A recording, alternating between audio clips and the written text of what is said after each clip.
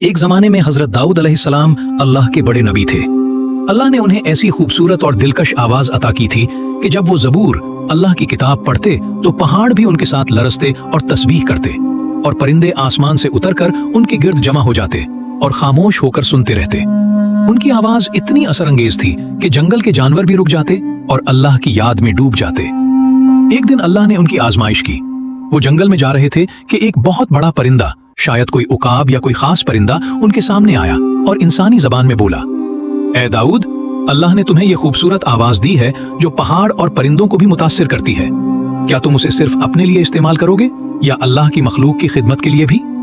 हजरत दाऊद ने फौरन जवाब दिया, मैं उसे अल्लाह की तस्बीह और उसकी मखलूक की भलाई के लिए इस्तेमाल करूंगा। परिंदा बोला, तो फिर मेरे साथ चलो।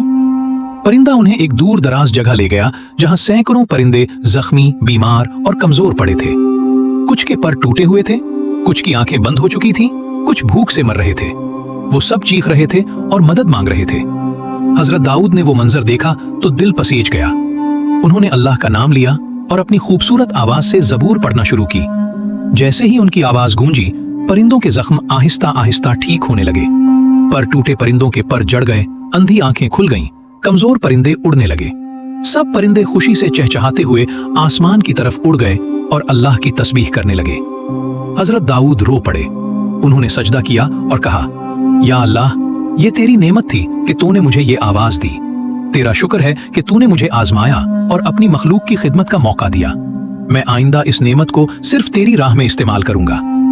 सबक जो हर बंदे के लिए है, अल्लाह की दी हुई कोई भी नेमत, आवाज, इल्म, दौलत, खूबसूरती सिर्फ अपने लिए नहीं, अल्लाह की मखलूक की खिदमत के लिए इस्तेमाल करो। आजमाइश में भी अल्लाह की रहमत छुपी होती है, बस शुक्र अदा करो। अल्लाह की तस्बीह और नेक अमल सबको मुतासिर करते हैं, यहाँ तक कि परिंदे भी रुक जाते हैं।